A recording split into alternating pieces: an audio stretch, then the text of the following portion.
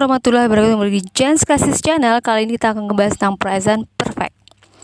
Kita akan ngebahas bagaimana caranya menggunakan present perfect secara spontaneously atau automatically.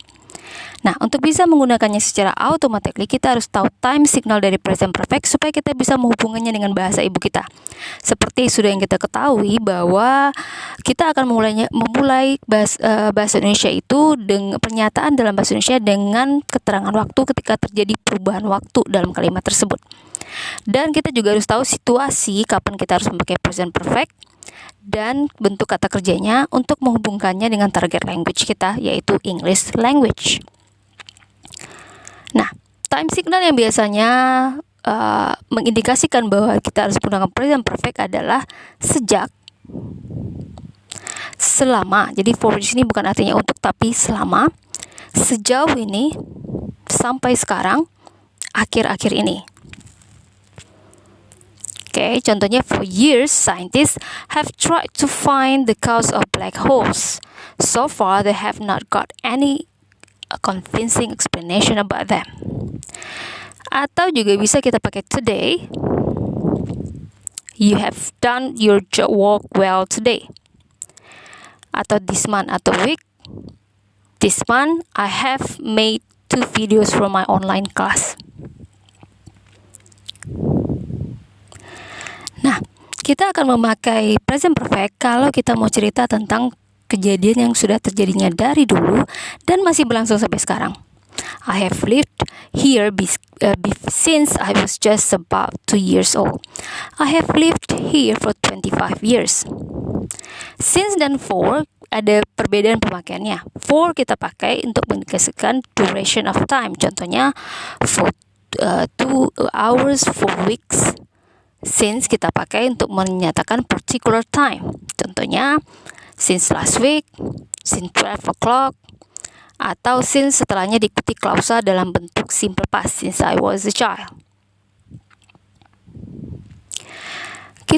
Si present perfect ini juga kadang tidak menggunakan time signal. Okay. Ketika kita mau cerita sesuatu terjadi di masa lalu dan kita tidak specify atau tidak menjelaskan waktunya kapan. Contohnya, I have got her number. Kita kan nggak tahu kapan dia dapatin nomornya. Kecuali kita bilang, saya dapat nomornya kemarin. I got her number yesterday. We have been to Australia several times. Kita nggak tahu kapan dia ke Australianya, tapi dia pernah ke Australia beberapa kali. Several researches have been done in this area. She has not gone to Europe before. He has never committed crime.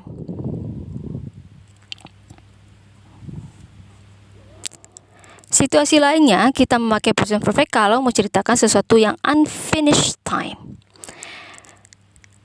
The student have done 7 tasks this week. Ini harusnya have ya, karena studentnya jamak nih. Nah, lihat perbedaannya. Ketika kita bilang this week, maka maknanya weeknya belum berakhir. Mungkin dia ngomongnya hari Sabtu. Tapi last week berarti weeknya sudah berakhir. Contoh lainnya, my sister borrowed my laptop yesterday. Harinya udah berakhir. My sister has borrowed my laptop today. Berarti belum berakhir. Dia ngomongnya mungkin jam 5 sore.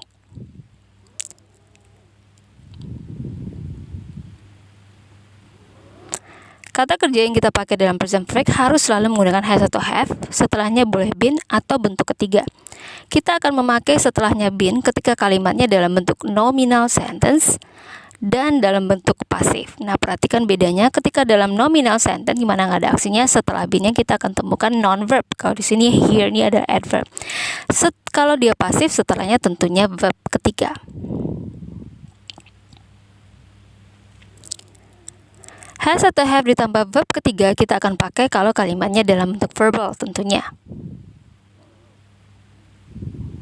Dan kita bisa menyingkatnya. He said, I've asked. Ingat, bentuk ketiga itu ada regular berarti diakhiri oleh ed, dan ada irregular berarti tidak beraturan dan kita harus hafal.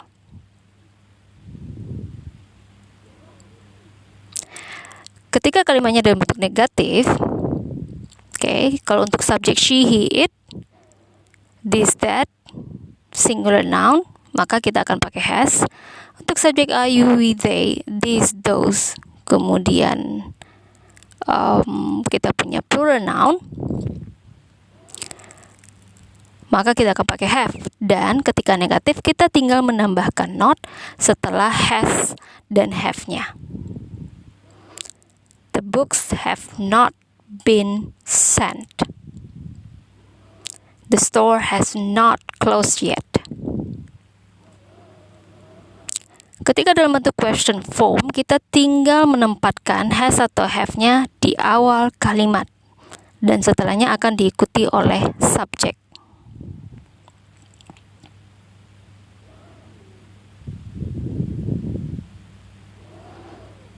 Oke, jadi ingat, untuk bisa menggunakan tenses apapun secara automatically, kita harus tahu time signal, dan baru kemudian situasinya, dan baru kemudian sentence structure-nya.